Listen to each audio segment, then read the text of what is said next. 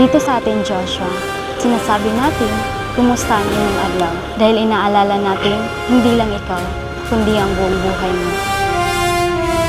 Ano ni kakalaala haaton? Kay kung nawara ini, baga naliwat nawaraan kasing-kasing hantawo.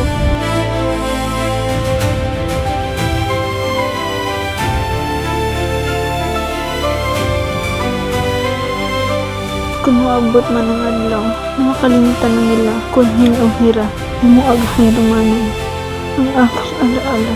Hindi ito kahon o pera po. Ito ang kwento ng ating wika at kultura. Ang wika natin ay puno ng respeto. Ang kultura natin ay puno ng pagmamahal.